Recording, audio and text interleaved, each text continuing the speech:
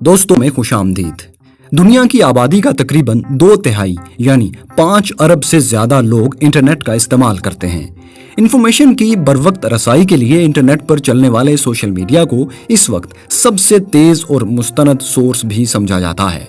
एक अंदाजे के मुताबिक इस वक्त तकरीबन 2 अरब वेबसाइट्स मौजूद हैं जो इंटरनेट सार्फिन को मुतल्लका मालूमात या तफरीह फराहम कर रही हैं। लेकिन क्या आपने कभी सोचा है कि ये इंटरनेट कैसे काम करता है? ये अरबों इंटरनेट सार्फिन और 2 बिलियन वेबसाइट्स आपस में किस तरह मुंसलिक हैं? इंटरनेट का मालिक कौन है और कौन इस इंटरनेट को कंट्रोल कर सकता है? इस मौजू से मुतल्लिक दीगर दिलचस्प सवालात के जवाबात भी हमारी इस वीडियो का मौजू हैं।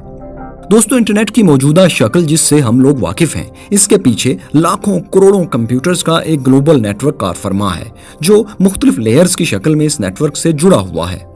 ऑनलाइन शॉपिंग हो या सोशल मीडिया का इस्तेमाल, किसी भी मौजू पर मालूमात हासिल करनी हो या ऑनलाइन गेम्स खेलनी हो, इंटरनेट का इस्तेमाल दुनिया के तकरीबन हर शोबे में नजर आता है। इंटरनेट पर कोई भी कंटेंट देखने के लिए एक मखसूस वेबसाइट को विजिट करना होता है जहां पर यह कंटेंट मौजूद होता है।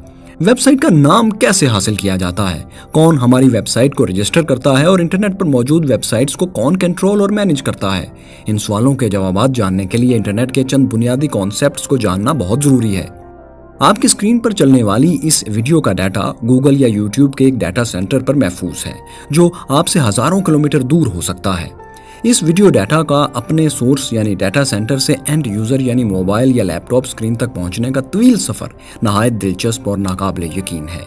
इंटरनेट पर मौजूद कोई भी मवाद जब हम तक पहुंचता है वो मुतल्लका सेंटर्स के अंदर किसी डाटा स्टोरेज डिवाइस जैसा कि सॉलिड स्टेट डिवाइस SSD में महफूज होता है। बिल्कुल हमारे लैपटॉप की हार्ड डिस्क की तरह ये SSD किसी ताकतवर कंप्यूटर जिसे सर्वर कहते हैं उसकी अंदरूनी मेमोरी के तौर पर काम करती है। सर्वर का काम वीडियो या दीगर महफूज शुदा मवाद को यूजर की दरख्वास्त पर उसे फराहम करना है। अब चैलेंज ये है कि डाटा सेंटर में महफूज डाटा को आपकी डिवाइस पर कैसे मुंतकिल किया जाए। दोस्तों, इंटरनेट के इस प्रोसेस को समझने के लिए पहले हम IP यानी इंटरनेट प्रोटोकॉल एड्रेस के कॉन्सेप्ट को समझते हैं। हर डिवाइस जो इंटरनेट से मुंसलिक है, चाहे वो सर्वर हो, कंप्यूटर हो या मोबाइल फोन, इनफरादी तौर पर नंबरों के एक सीक्वेंस से पहचाना जाता है जिसे IP एड्रेस कहा जाता है।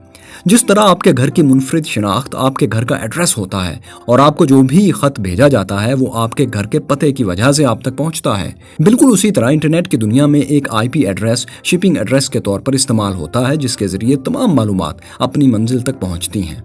आपके मोबाइल फोन या लैपटॉप को आपका internet service provider IP address assign करता है। इस तरह डाटा सेंटर में मौजूद सर्वर का भी एक IP एड्रेस होता है।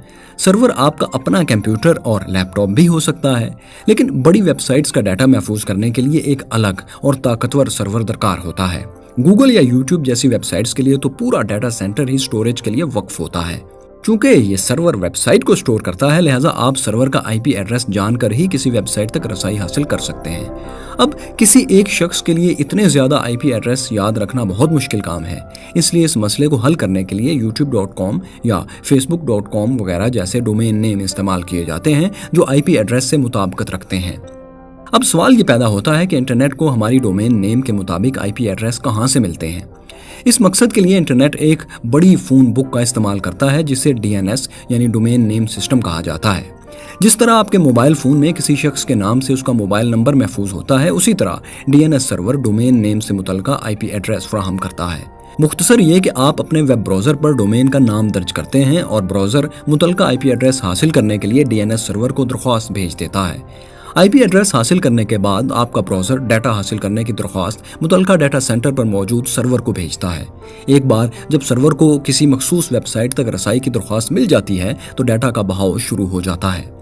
दोस्तों, यकीनन आपके जहन में ये सवाल आया होगा कि ये डोमेन नेम कौन असाइन करता है। एक डोमेन नेम के नाम से पूरी दुनिया में एक ही वेबसाइट होती है, लिहाजा कोई तो होगा जो इसको रजिस्टर और मैनेज करता होगा। आइए इसका जवाब जानने की कोशिश करते हैं। किसी भी वेबसाइट लिंक के 2 अहम हिस्से होते हैं, एक डोमेन नेम और एक टॉप लेवल डोमेन। मिसाल के तौर पर www.youtube.com में YouTube डोमेन नेम है और .com टॉप लेवल डोमेन है। जब आप अपनी कोई वेबसाइट तख्लीक करते हैं तो आपको इसका डोमेन नेम रजिस्टर करवाना होता है। इसी तरह वेबसाइट पर मौजूद मवाद को, डाटा को महफूज करने के लिए एक वेब सर्वर भी दरकार होता है, जिसका जिक्र हम पहले ही कर चुके हैं।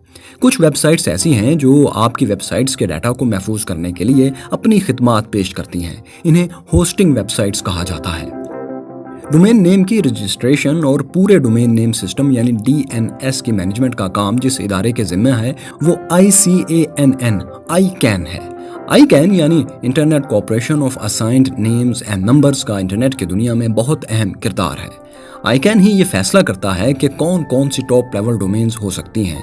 टॉप लेवल डोमेन के लिए बाकायदा बिडिंग होती है और जो कंपनीज टॉप लेवल डोमेन्स खरीदती हैं उन्हें रजिस्ट्रीज कहा जाता है। जैसा कि .com डोमेन वेरीसाइन नामी कंपनी की मलकियत है। इसके बाद आते हैं रजिस्ट्रार्स, जैसा कि domain.com या godaddy.com। ICANN अपने तस्दीक शुदा डोमेन रजिस्ट्रार्स के जरिए डोमेन नेम सिस्टम यानी DNS को मैनेज करता है। रजिस्ट्रार्स खुद किसी टॉप लेवल डोमेन के मालिक तो नहीं होते, लेकिन ICANN की तरफ से इन्हें यह इख्तियार दिया गया है कि वो आपका मतलूबा डोमेन नेम आपको फरोख्त और रजिस्टर कर सकते हैं।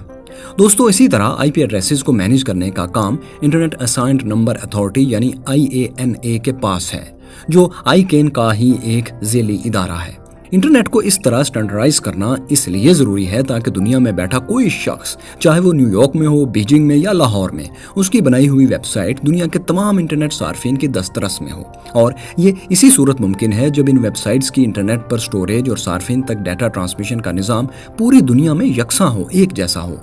ज़ाहिर ऐसा लगता है कि ICANN अपने वसी तर इख्तियारात के साथ इंटरनेट को मुकम्मल कंट्रोल कर सकता है और शायद ये इदारा ही इंटरनेट का मालिक है, लेकिन दोस्तों ऐसा नहीं है। ICANN एक रेगुलेटरी अथॉरिटी ज़रूर है, लेकिन इंटरनेट बजाते खुद एक डिसेंट्रलाइज्ड नेटवर्क है, बल्कि बहुत सारे अलग अलग नेटवर्क्स का एक मजमुआ है। कोई भी कंप्यूटर जो इंटरनेट के साथ कनेक्टेड है वो इंटरनेट को बनाता है और इस तरह इस नेटवर्क में शामिल होकर हर कंप्यूटर या सर्वर एक नेट की तरह एक दूसरे से मिला हुआ है।